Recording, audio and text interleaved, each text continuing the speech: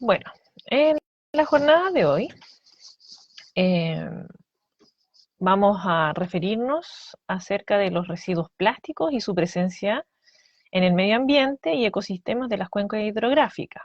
Especialmente estamos hablando de contaminación. Este es el taller de educación ambiental Plásticos en Fresia, una amenaza global presente en mi medio local, ejecutado por Villas Unidas eh, y también por Étnica Capacitaciones, colaboran Grupo Guías Scout y Municipalidad de Fresia. Este es un proyecto financiado por el Fondo de Protección Ambiental 2020. Mi nombre es Macarena Cid. Junto con Luis Cabezas estamos emitiendo semana a semana estos talleres de educación ambiental que espero que sean de su agrado y también de manera educativa e informativa para todos ustedes. Esta es la información de contacto por si quieren realizar algunas preguntas referente al taller u otras. Pueden escribirnos a etnicacapacitaciones.negocio.site, grupos plásticos en Fresia a través del chat, taller plásticos en Fresia en grupo Facebook y también tenemos un canal YouTube que está directamente asociado a Étnica Capacitaciones, SPA. Así que lo pueden buscar por cualquiera de los dos, o Plásticos en Fresia o Étnica Capacitaciones. El objetivo general de este taller es sensibilizar a la población con la problemática ambiental de los residuos plásticos que afectan a la comuna, especialmente a ríos y ambientes asociados, fomentando en la comunidad conductas y compromisos ambientales responsables hacia las cuencas hidrográficas locales, como también promover el conocimiento de sus componentes abióticos, como el agua, y bióticos, como la flora y fauna presente en ella. Objetivo específico de esta clase es introducir a los asistentes, a ustedes, los oyentes, en la problemática de los residuos plásticos y su mala disposición en espacios urbanos y naturales, como las cuencas hidrográficas y el impacto que provocan estos residuos plásticos en el medio ambiente. Vamos a empezar hablando que ¿qué es un residuo? En el fondo, el residuo es todos aquellos materiales o productos desechados en estado sólido, líquido o gaseoso, pero además se le agrega un valor para aprovecharlo o darle disposición final. La, la primera frase que aparece ahí es de acuerdo a la Real Academia Española, por lo cual tiene normativa vigente para España. En Chile, ¿qué pasa acá? Nos dice que un residuo debe ser valorizado. Esto es, aprovechar o reciclar el producto, ya sea respecto a los recursos materiales que contiene o su valor energético. Y la otra posibilidad que hay, si es que no se puede revalorizar, es eliminarlo. No es la idea, pero antes de que comenzara la legislación acá en Chile y todas las normativas, se eliminaba directamente. O se destruía muchas personas en su cultura, especialmente a las personas de trabajos agrícolas o partes rurales, lo destruyen quemándola. Pero vamos a ver que esto es un tipo de contaminación de igual forma, además de solo descartarlos en el medio. Vamos a, vamos a clasificar estos residuos por procedencia. ¿De dónde viene a través de este residuo? Tenemos algunos residuos que son industriales, que su nombre lo dice, provienen de las industrias, del comercio. O sea, no de comercio propiamente tal, eso están en el último clasificación. Están los residuos silvoagropecuarios, que están en rojo y los vamos a ver, que es algo que está netamente ligado acá en la zona de Fresia. Los residuos mineros, que a pesar de que no tenemos esa práctica comercial acá en Fresia, pero son sumamente contaminantes. Una mina puede, como dato anecdótico, puede tener una vida útil de 10 años, pero los relaves y todos los residuos que genera esta actividad duran centenares, miles de años. Es muy difícil y es muy contaminante esta actividad.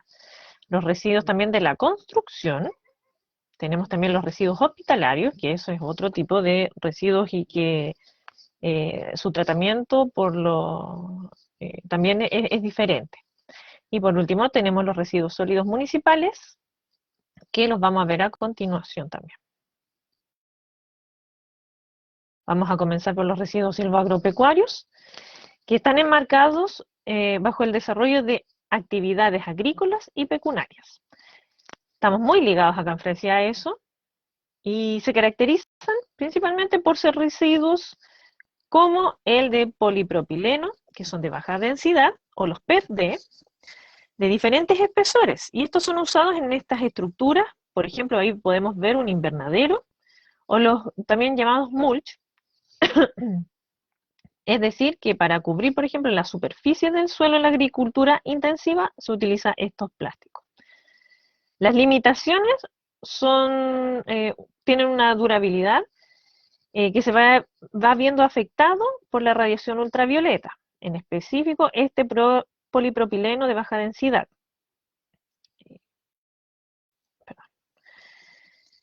Y también tenemos el polietileno de alta densidad, que son, por ejemplo, los que son utilizados en algunas cajas, bandejas, y estos tienen otra característica diferente a los PA, son más resistentes, más durables, y por lo tanto se pueden reutilizar. Así que estos los descartamos de primer plano.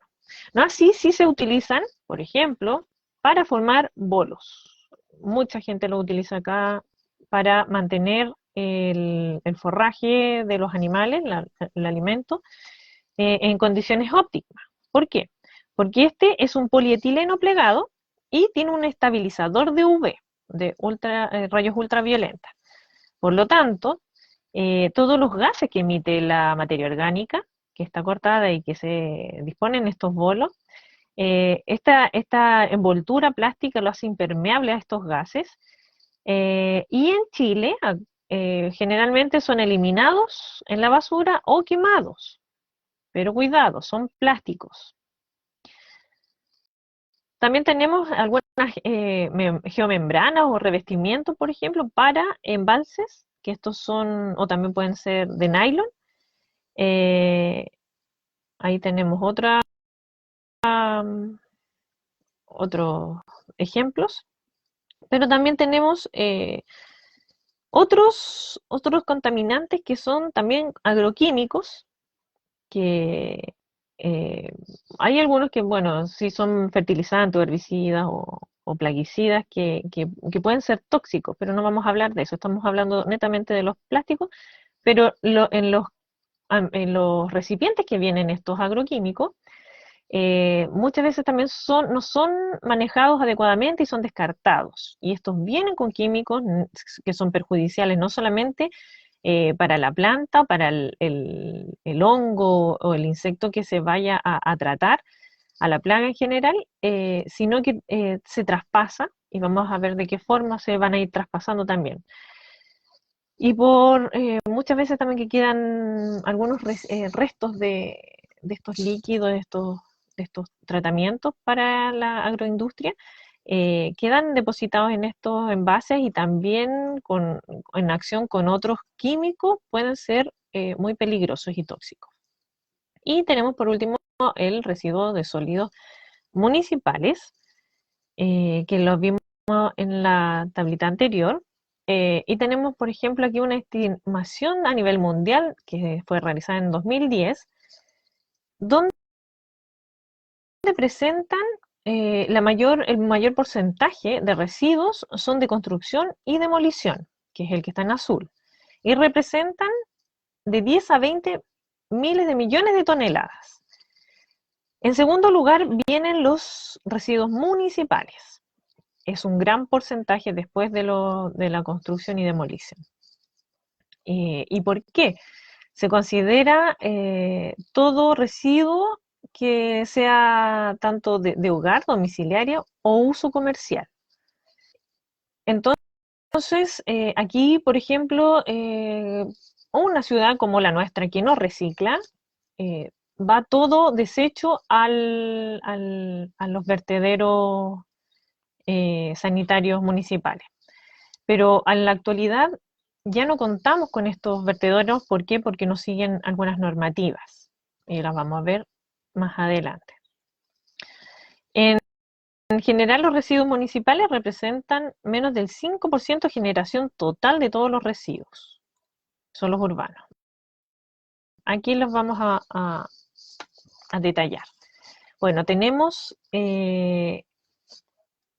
acá la ciudad que en el fondo nosotros que estamos desechando tanto olores a través de la basura, pero también estamos desechando restos orgánicos, por ejemplo, que se pueden reutilizar, se pueden revalorar, darle otro uso, que son en las famosas composteras, lombricultura, pero que como no estamos bien educados, y nuestra cultura también muchas veces no nos llama a eso, no nos dice qué hacer con estos residuos, lo eliminamos en las basuras y el camión se lo lleva.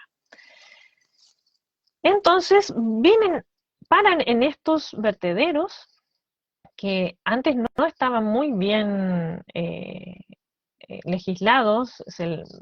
Había muchos puntos en que se iba, por ejemplo, el tema del biogás no era bien aprovechado. Muchos de ellos también, ¿se acuerdan que había muchas noticias de que en Lampa, por ejemplo, se quemaban los vertederos, habían vertederos que se estaban quemando, y justamente por esto, porque son la basura expuestas a altas temperaturas y comprimido, emite mucho metano y es inflamable. Entonces, también la volatilización de estas partículas de biogás también emitían un olor, se iban a las nubes. ¿Y qué pasaba cuando llovía? Caía a nuestras ciudades de forma ácida, y también en la agricultura. Y por otro lado, tenían unas capas que no eran muy impermeables. Entonces, ¿qué pasaba? Había infiltración del líquido, se percolaba, habían lixiviados que llegaban a parar a las capas freáticas en el fondo de agua, que son las que nosotros volvemos a consumir, y serían aguas contaminadas. También estas aguas muchas veces sirven de riego y también contaminaban muchos de nuestros alimentos.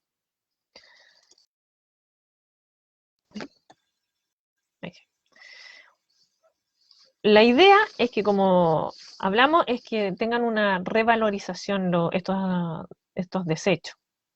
Aquí podemos ver que se pueden reutilizar, darles un valor agregado al papel, cartón, a plásticos de muchos tipos, a vidrios, metales, materia orgánica, como les dije en compostaje, residuos peligrosos que son tratados de otra forma, al igual que los residuos electrónicos y eléctricos. Y el resto es el que en el fondo, una vez que pasa por estos filtros de reciclaje, de revalorización de estos residuos, recién este otro, que es una baja cantidad, recién ahí se podría llegar a estos vertederos, que ahora son rellenos sanitarios controlados. Nos vamos a ir directamente a Fresia. A ver, ¿qué pasa acá en nuestra comuna? En comparación con los muermos, nosotros tenemos una cantidad de habitantes bastante similares, como condiciones socioeconómicas también bastante similares, y áreas perdón, similares. Nuestra población el de Fresia es el color azul y el rojo es los muermos. Fresia tiene un poquito más baja cantidad, unos 5.000 habitantes menos que los muermos, pero tenemos un área un poco mayor en kilómetros cuadrados que los muermos. Por lo tanto, la relación entre cantidad de habitantes por kilómetros cuadrados son en Fresia 9, casi 10 habitantes por kilómetro cuadrado y en los muermos 13. O sea, tienen menos espacio que nosotros por habitante. Pero ¿qué pasa con la cantidad de basura que generamos diariamente por habitante? Son casi 1 kilo por habitante por día, mientras que en los muermos es un poquito más bajo que lo que nosotros emitimos como basura. ¿Qué es lo que está pasando? Bueno, falta un poco más de darle una revalorización a todos los residuos y también una campaña de reciclaje enorme.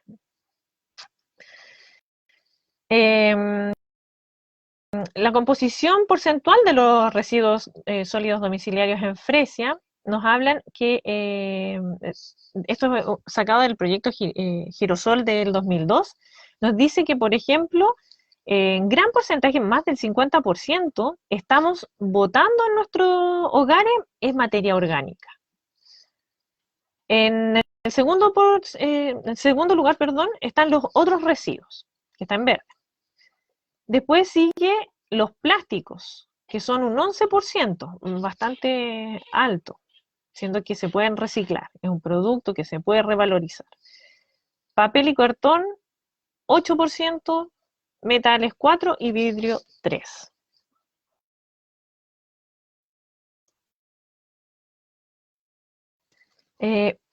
Y nos vamos a tocar este tema en especial, que son los plásticos, que de eso se trata nuestro taller. Y vamos a hablar cuáles son los plásticos, de qué están compuestos, por ejemplo. Tenemos que hay plásticos que son de polietileno, hay plásticos de polipropileno, polimetacrilato de metilo, tereftalato de polietileno, que los vimos en la clase del ciclo del agua, que nos hablaban que eran disruptores endocrinos, de malformaciones, de alteraciones hormonales, ¿se acuerdan? Son un plástico netamente nocivos para la salud. Pero no solamente en los humanos, sino que también en el medio ambiente y en los animales. Animales que muchas veces nosotros consumimos. Entonces nos estamos contaminando indirectamente. Bueno, también tenemos el poliestireno, policloruro de vinilo, que es el PVC, y poliuretano y otros plásticos, que lo podemos encontrar tanto en juguetes de los bebés, ojo ahí, biberones, en utensilios desechables de comida, por ejemplo, bebestibles, en macetas para las plantas, y en nuestra ropa. Ustedes se preguntarán, claro, sí, tenemos prendas que son totalmente sintéticas, pero dirán, no, yo reciclo mi ropa, la voy a dejar, no sé, por ejemplo, está el proyecto de París, pero ¿qué pasa? Está bien que podamos reciclar o por ejemplo, darle otro uso, pero hay fibras muy pequeñas, que las vamos a ver aquí adelante, que son las que están causando también furor en nuestro medio ambiente. Dentro de los mismos plásticos vamos a tener dos tipos de plásticos. Unos que son macroplásticos, que superan los 5 milímetros, que son los que utilizamos normalmente. Y tenemos también los microplásticos, y también aquí se descomponen en nanoplásticos, que son todos los plásticos, los residuos plásticos, que son bajo el 5 milímetros de tamaño. Bueno, y aquí estos desechos plásticos varían, desde los macroplásticos hasta los visibles, que son los visibles por el ojo humano, y los más pequeños, que son los microplásticos. que son bajo estos 5 milímetros. Pero a pesar de que aún hay un debate de qué se considera un microplástico, vamos a utilizar la definición por el NOAA, que esta es la Administración Oceanográfica y Atmosférica Americana. Y este considera como punto los 5 milímetros como microplástico. Pero también dentro de los microplásticos existen dos clasificaciones. Están los primarios, que son los fabricados específicamente así para utilizarse en otros productos, y los secundarios, que son los que son derivados por el deterioro y fragmentación de los plásticos más grandes o macroplásticos. Pero ambos de estos plásticos permanecen en el medio ambiente, en altas concentraciones, especialmente en los ecosistemas marinos y lacustres. Y vamos a ver por qué más adelante. Y como vimos también anteriormente en el esquema del vertedero, una vez que nosotros utilizamos, por ejemplo, agua que consumimos, las desechamos en forma de aguas residuales, también domiciliarias. Y estas van a llegar a plantas de tratamiento. Y aquí utilizan, por ejemplo, procesos biológicos, físicos y químicos para eliminar todos los restos de aceite, arena, y utilizan también filtros y tanques de sedimentación para que puedan decantar todos estos residuos. Y este va a ser llamado el proceso primario de filtrado. Pero también existen otros tratamientos como el secundario y el terciario, que son mucho más costosos porque utilizan un tratamiento biológico. Y otro tipo de tratamientos para purificar mucho más el agua para que sea devuelta al medio ambiente. ¿Y por qué se los digo? Porque les hablé de los nanoplásticos, que son fibras muy pequeñas de plástico, como las que le hablé de fibras de ropa, por ejemplo, y estos que podemos ver ahí en la imagen, que son muy, muy pequeños, y sirven como biofilm para bacterias. Aquí se adhieren microorganismos y muchas veces van a parar a otros lados contaminando otros lugares. Van dentro o sea, no dentro, sino que en la superficie de estos plásticos se adhieren, crean este biofilm y van a parar a otras partes. Si es que estas plantas de tratamiento no logran filtrar el plástico, van a parar a otra parte estas bacterias nocivas. Entonces, por lo tanto, los microplásticos liberados desde las plantas de estos tratamientos de aguas residuales integran el Ceston con una carga microbiana que va a ser distinta y potencialmente peligrosa de los de las partículas que se encuentran naturalmente en el medio ambiente. En este sentido, los microplásticos continentales podrían desempeñar un papel como un vector de la aparición de muchas enfermedades. Pero sin embargo, se necesita mayor estudio en esta área porque son estudios que están en pañales. Recién estamos viendo los efectos de la contaminación de microplásticos tanto en nuestras playas, en nuestros alimentos, en nuestro diario vivir, en nuestro medio ambiente especialmente. Y estamos viendo también las consecuencias que trae esto. ¿Por qué hablamos en específico de los plásticos? Porque son muy durables, perduran mucho tiempo en el ecosistema. Y vamos a ver algunos ejemplos. Un hilo de pescar puede durar hasta más de 600 años al aire libre. ¿Qué significa? Que muchos animales pueden morir por esto. El nivel de contaminación es enorme porque se van acopiando. Y así también sucede con las botellas plásticas que consumimos, el agua embotellada. Por eso se ha hecho hincapié en que ojalá se favorezca el transporte de botellas reutilizables y no desechables, porque muchas veces no se pueden reciclar, darle un valor y quedan varadas en el medio ambiente. Los cubiertos desechables también, siempre ojalá poder tener los cubiertos que sean reutilizables, como los que tenemos en casa. que perduran y que podemos utilizarlos muchas veces si los lavamos. El mechero, estos encendedores, 100 años. Pero también, por ejemplo, podemos ver que en 100 años es mucho tiempo, es un poco más de la vida humana. Entonces, están perdurando en el medio ambiente más que nosotros mismos. Y hay que tener consideración para el resto de las generaciones y para el medio ambiente, que al final hablamos también de los servicios ecosistémicos en otras clases, y tenemos que seguir viviendo y tenemos que también hacer perdurable todos los recursos. Por eso se da hincapié al reciclaje, a reutilizar las cosas y no darle prioridad a los desechables. Un vaso desechable dura entre 65 a 75 años, bastante, la vida promedio de un ser humano. Las bolsas plásticas de estas tipo camiseta, que se dejaron de usar por legislación chilena, duraban 55 años en el medio, bastante.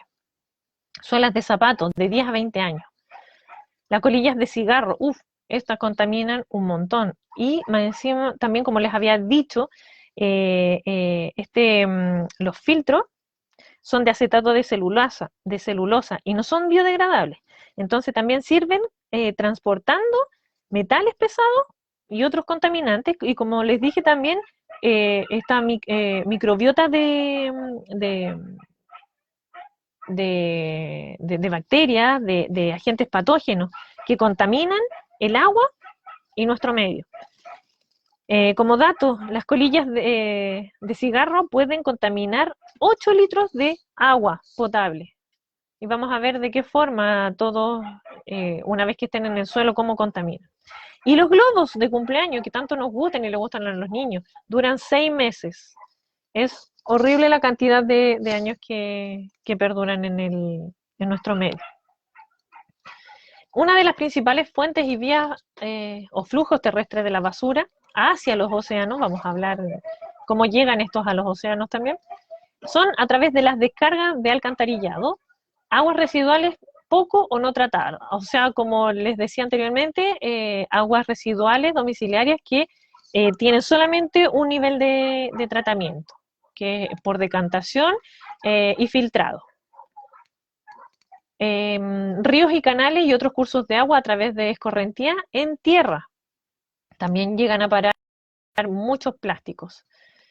Basuras de la calle que se desplazan y descargas en las vías fluviales cercanas por efecto de la lluvia, el deshielo o el viento.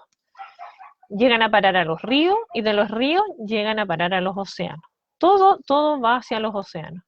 El vertido inapropiado e ilegal de residuos domésticos, como los microbasurales e industriales, como los vertederos. También a través de la quema. En turismo, ahora que estamos en verano, nosotros vamos de visitantes a otros lugares, pero muchas veces se nos olvida que desechamos, que vamos dejando algunos residuos. Por eso se hace hincapié en huella cero. Si eres visitante de otro lugar, no queremos tu basura. Así de simple. Te devuelves con tus desechos. Y la mala gestión de residuos, como los plásticos. Yo soy usuario de un grupo en Facebook que hablaba de reciclaje y que hablaba una chica de dónde poder, por ejemplo, dejar vamos a tocar ahora otro tema, el uso de los medicamentos que se le vencían. Los propios hospitales mantienen este tipo de manejo de estos residuos hospitalarios. Y una chica me llamó mucho la atención porque decía que ella descartaba los packs donde vienen las pastillas y las trituraba y las dejaba por el desagüe. Y yo les explicaba que era súper perjudicial hacer eso, que era mejor entregarlo a los mismos proveedores que son el hospital, que ellos tienen un manejo adecuado de estos residuos. ¿Y por qué? Porque al disolverlo, por ejemplo, si son ¿Han escuchado que nos estamos volviendo un poco más inmunes a los antibióticos, que ya no nos hacen efecto? Bueno, una de las causas es justamente por eso, porque al ser partículas tan pequeñas que están disueltas en el agua, no se pueden muchas veces tratar. Entonces estamos consumiendo agua, al irse al desagüe, se van a los ríos o a las capas freáticas, donde las napas subterráneas, que es donde nosotros sacamos agua para el consumo diario, y la estamos consumiendo. Podemos hablar también qué pasa con los plásticos en Rapa Nui.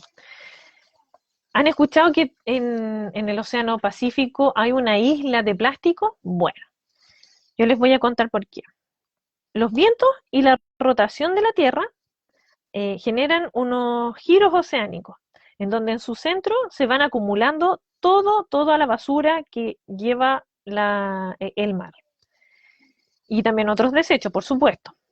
Y por ejemplo, en Chile se demora, si desechamos un plástico, sí, un plástico en general, va a demorar 2 años en llegar a esta isla, por efecto, justamente como les dije, de vientos y el efecto de la rotación de la Tierra a través de los mares. Van a llegar a parar ahí dentro de 2 años. Y se estima que en 40 años, desde que comenzó la industria del plástico, que es como en de los 50, se ha llegado a vertir cerca de 100 millones de toneladas de plástico a nivel mundial. Es una enormidad, pero el daño es enorme también. Porque podemos ver que, por ejemplo, aquí en Isla de Pascua hubo un estudio. También hay varios estudios en Isla de Pascua porque llegan mucho más plásticos a sus playas que en otra playa, por ejemplo, del litoral chileno. Eh, Afectando, por ejemplo, a las personas que se bañan en esta isla, y también afectan a las especies marinas que están en contacto con esta basura, que son dentro de este estudio llegaron a calcular dentro de 97 especies marinas. En ellas hay 53 especies de aves marinas, 19 mamíferos marinos, 20 especies de peces y 5 de tortugas, las cuales sufren a través de enmayes, causal de muerte en el fondo. También sufren deformaciones ¿cómo se llama? Sistema, en su aparato digestivo, en el crecimiento de los músculos inclusive, porque están llenos de plástico, macro y microplástico, que se adhieren en el fondo a sus tejidos. Pero también este microplástico va a recorrer a través de la cadena trófica. Por lo tanto, este estudio, que es de Martin Thiel, que es de la Universidad Católica, si no me equivoco, que está en Coquimbo, ellos hacen estudios, es un biólogo marino, bastante en estos momentos influyente dentro de dentro de la educación ambiental, porque ha replicado esta metodología en varias playas chilenas y ya saben más o menos cuánto es el porcentaje de plástico, de macro y microplásticos que se pueden encontrar y cuáles son inclusive las marcas que se encuentran. O sea, que estamos hablando de responsabilidad del productor. Y aquí es importante hacer hincapié a través de estos estudios en la educación y la participación de la comunidad para, como medidas efectivas para reducir esta cantidad de basura y que mitigar un poco el daño tanto en la salud humana como en el medio ambiente. Un ejemplo, no sé si lo han visto, bueno, es de este pez, que es el Decapterus, que se encuentra en Isla de Pascua, y su alimento preferente son unos decápodos, perdón, un copépodo que es de color azul y que se encuentra en la GHI. Este copépodo se encuentra libremente en las aguas, pero también estamos encontrando, como hay altas concentraciones de plástico, de microplástico, Hay algunos microplásticos que vienen en color azul y ellos se los están comiendo porque los confunden. Y como consecuencia, eh, este pez está sufriendo, muchas veces mueren por inanición, porque obviamente el plástico no es nutritivo, pero ellos no lo saben porque piensan que están comiendo este pequeño copépodo que es de color azul y es su alimento preferente. Pero también vamos a ver qué es lo que está pasando a nivel terrestre, cómo afecta los plásticos que son degradados por el aire, en los radios ultravioleta, en el fondo que se están fragmentando y creando estas micropartículas de plástico. Tenemos un estudio del 2019, el Berber, que habla de una lombriz que está cambiando por el consumo de estas micropartículas de plástico, está cambiando tanto ¿cómo se llama? La formación de los, ya no son, ¿cómo decirlo? Su actividad terrestre, ellos forman, viajan por la Tierra en el fondo y están perdiendo la capacidad de hacer estos túneles, están perdiendo la capacidad de alimentarse, provocando deformidades muchas veces. Entonces están provocando en estas lombrices que son, la lombriz de tierra es un, es un ingeniero ecosistémico bastante eficiente para ayudar, y el microplástico nos está derivando a una malformación de estas lombrices que son muy importantes para nuestra tierra. También se están destruyendo los tubos que airean la tierra, los túneles en el fondo, y también, como les decía anteriormente, se produce en estos microplásticos un biofilm que son vectores de enfermedades por bacterias, por ejemplo, o por toxinas, y toda la microbiota que está en la tierra, perdón, todos estos microorganismos están siendo alterados, se están viendo alterados por el consumo e ingestas de estos microplásticos, a través de sus funciones, que ya no le ayudan al medio, y también estos microorganismos que son unos invertebrados con 6 patas, que no son insectos propiamente tal, pero están ayudando a la dispersión de estos microplásticos también, y también, por consiguiente, de enfermedades.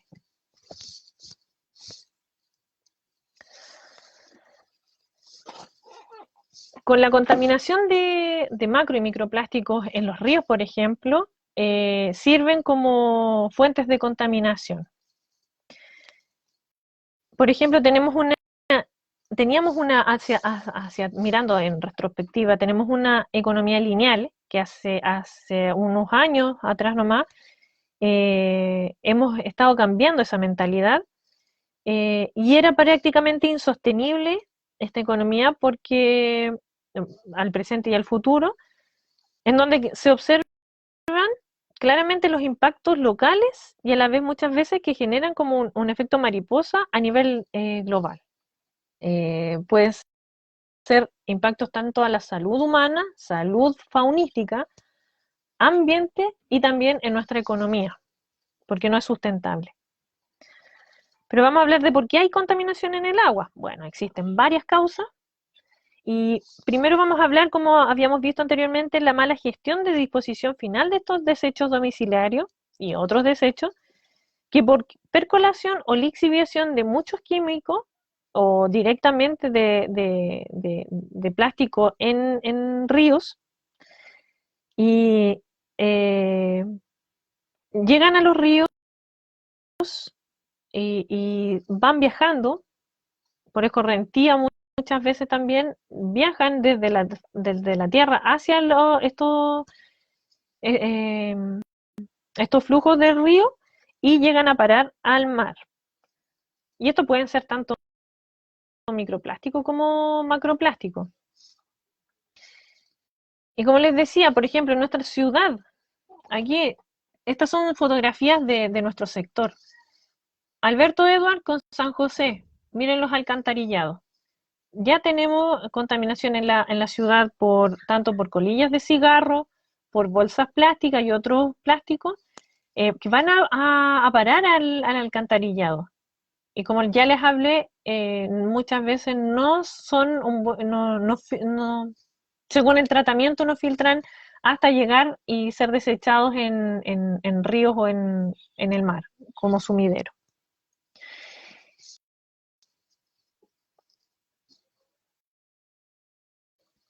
En el sector La Poza, también. El año pasado hicimos con el Comité Medioambiental de Fresia una limpieza del sector. Es un sector hermoso, pero está bastante intervenido por los vecinos.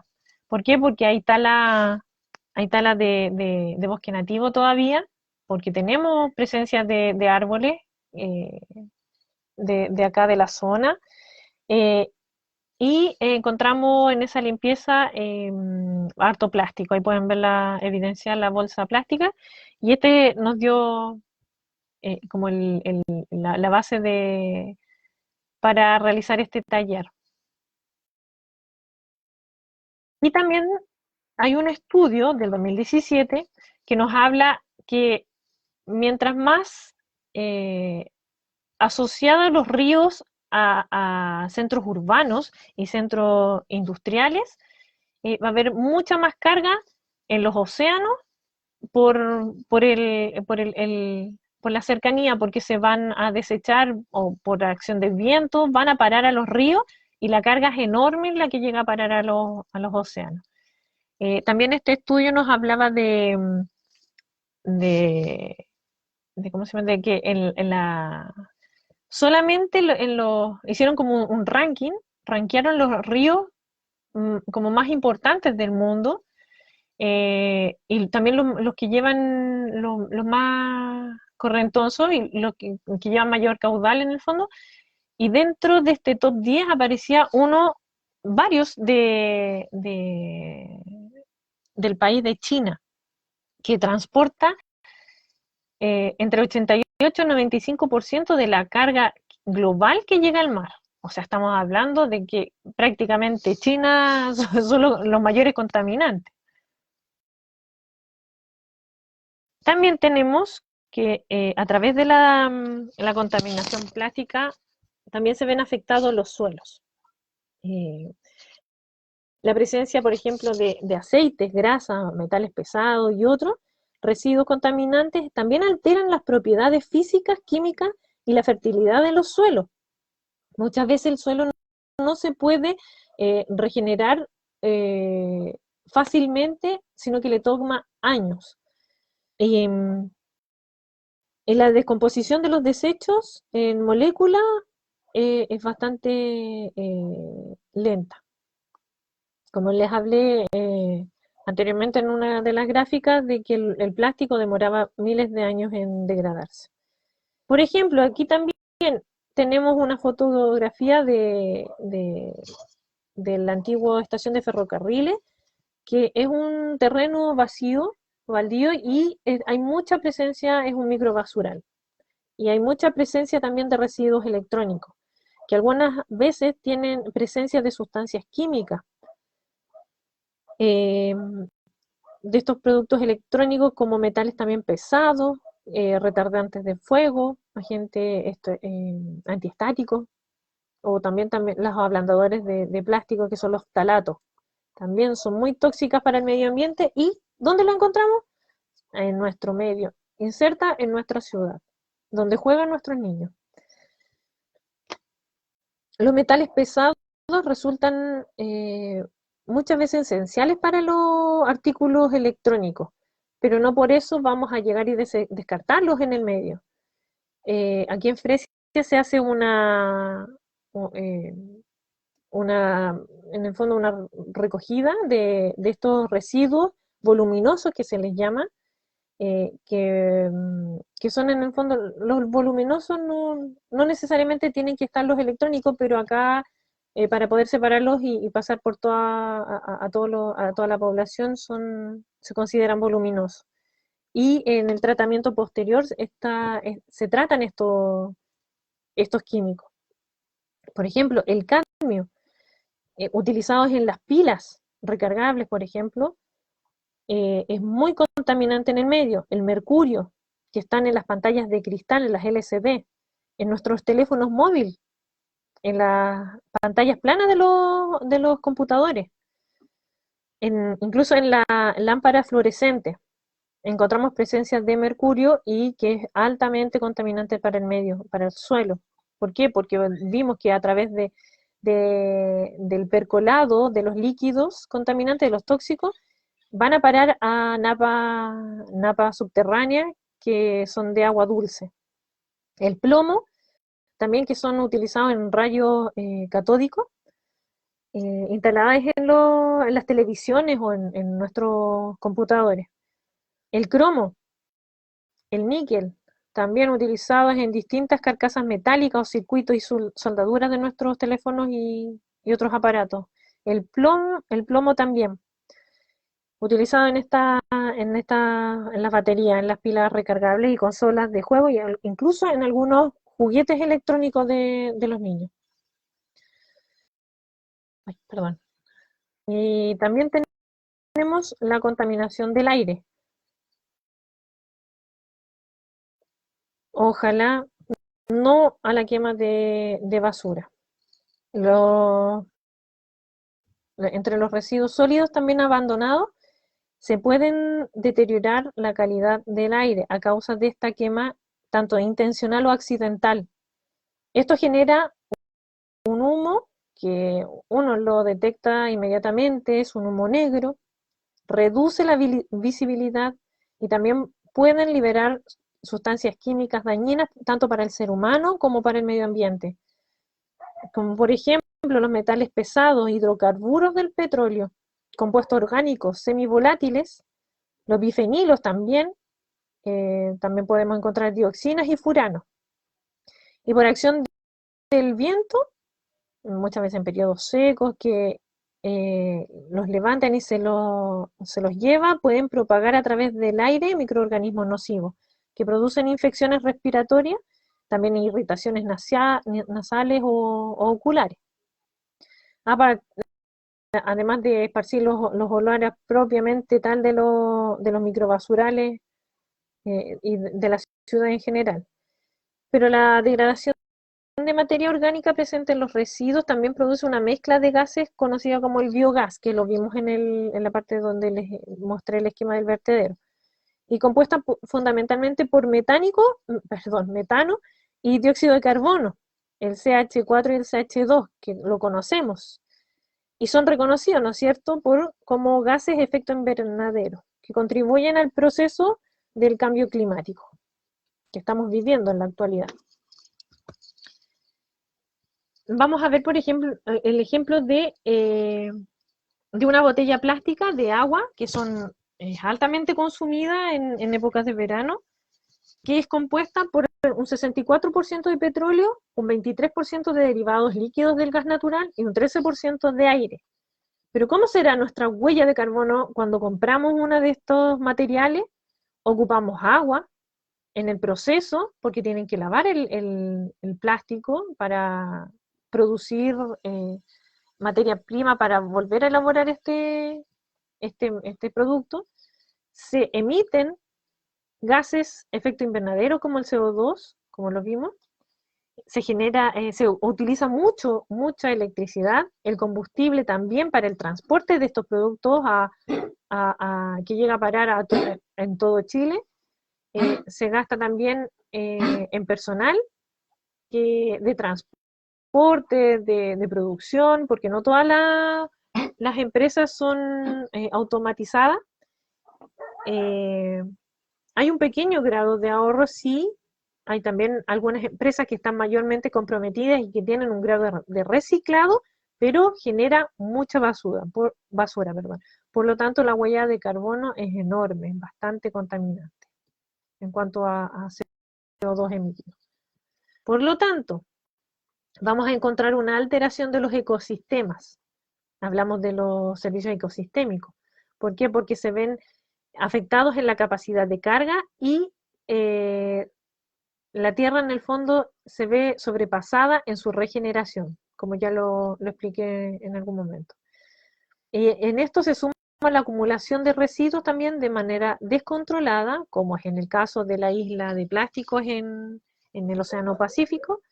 Se ven afectados todos los hábitats, los ecosistemas y las especies que la componen, incluyéndonos a nosotros, a través de las colillas de cigarro que botamos en las playas, porque las arrastran las mareas y se dispersan. También el plástico, las botellas que dejan vacías en las playas, pasa eso.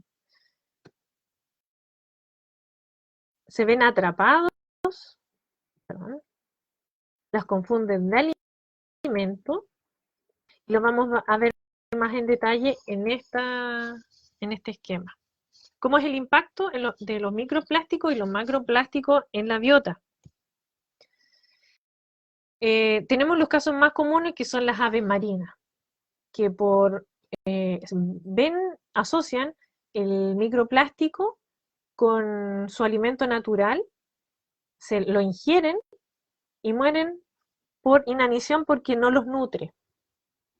Muchas veces también este plástico produce alguna rotura en sus vísceras, por lo tanto también causa la muerte del animal. Otras veces, aves u otros animales, otra parte de la fauna que ve estos plásticos muy similares para llevarlos a los nidos y fabricarlos. Se ha estudiado casos de aves que arman sus nidos con estos plásticos porque tienen otra... tienen características que le llaman la atención.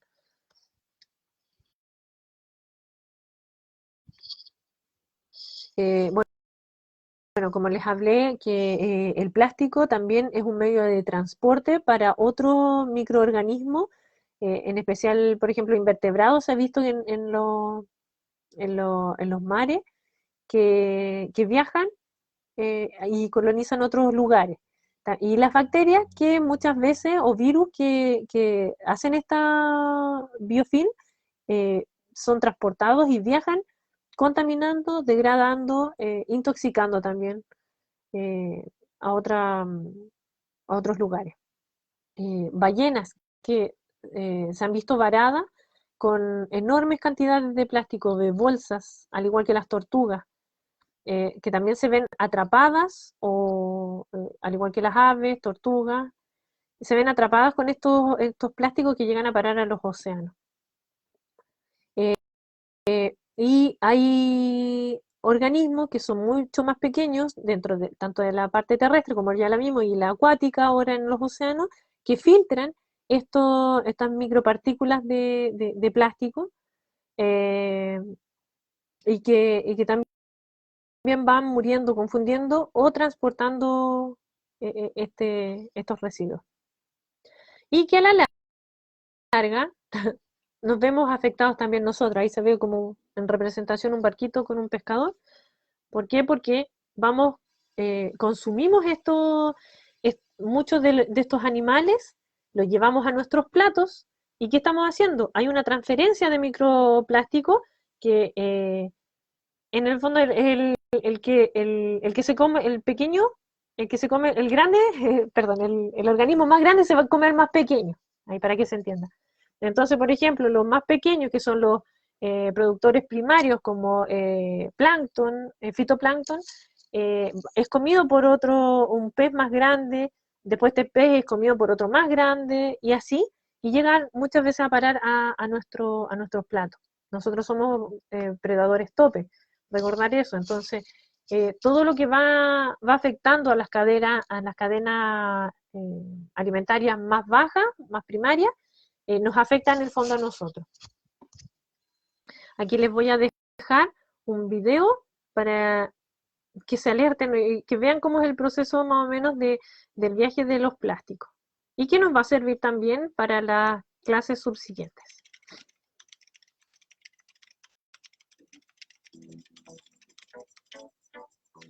¿Qué tal, Peter? ¿Cómo va tu día? Nada mal, ¿eh? Pues a comprar se ha dicho. Veo que tienes muchas necesidades.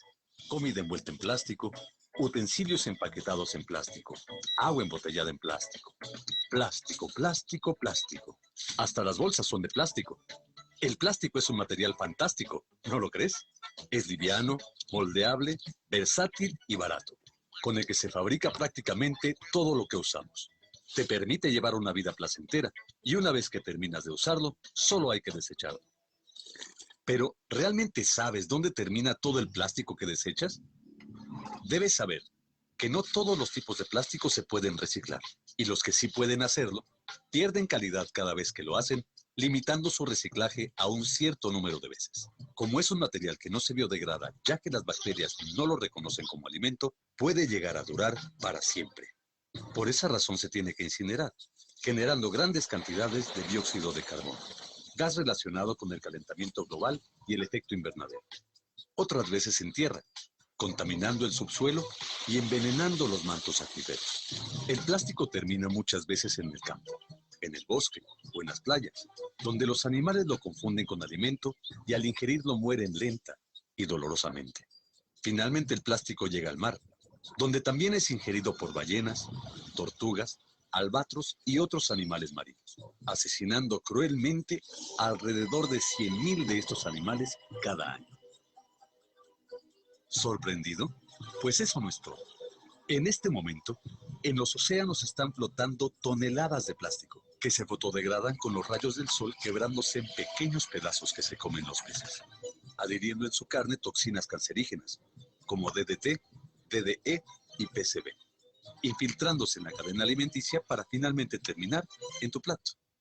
Me parece que tienes que cambiar tus hábitos de inmediato, antes de que sea demasiado tarde. Ejerce tu poder de consumidor comprando tus productos en envases que no sean de plástico, llevando tus propios contenedores y usando tu propia bolsa para la despensa. Deja de beber agua embotellada. Mejor adquiere un filtro y usa tu propio termo o botella. Evita a toda costa los utensilios desechables. Usa papel o periódico para levantar las heces de tu perro. Separar la basura orgánica de la inorgánica facilita la recolección de los materiales reutilizables. Que prohíban o impongan un impuesto por el uso de bolsas de plástico, como ya se ha hecho en otras ciudades del mundo. Invita a tus familiares y amigos a participar, informándolos sobre estas y otras acciones que pueden realizar en favor de nosotros mismos y de nuestro planeta.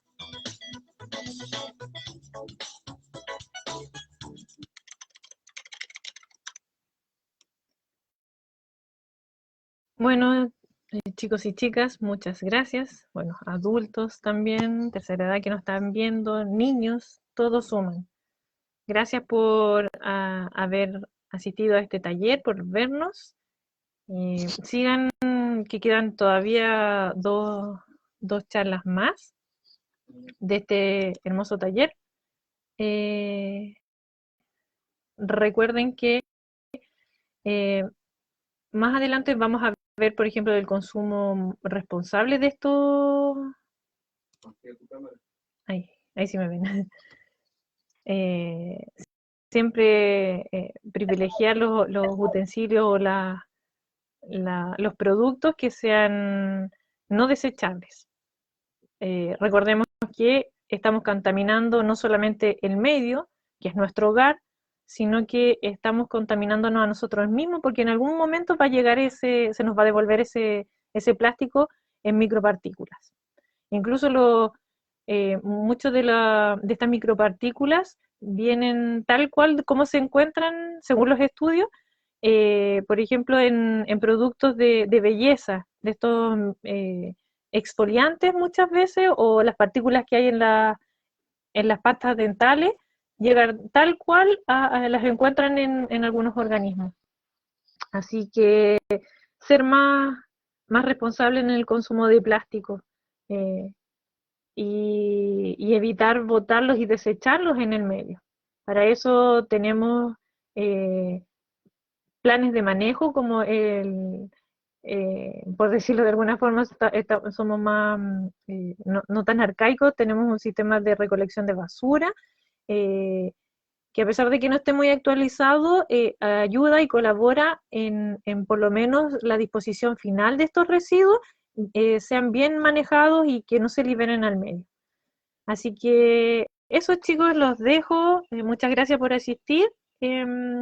Vamos a tomarnos unos minutos a ver si hay alguna pregunta. Si no, como saben, ustedes lo pueden dejar en los comentarios. Nosotros, cuando tengamos tiempo, los vamos a contestar. Contestamos todo las preguntas que ustedes tengan referente a estos talleres. Así que muchas gracias y nos vemos en otra ocasión.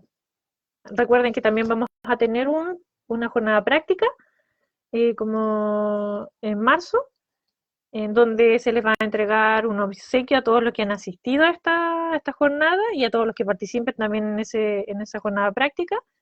Y eso, muchas gracias, chao.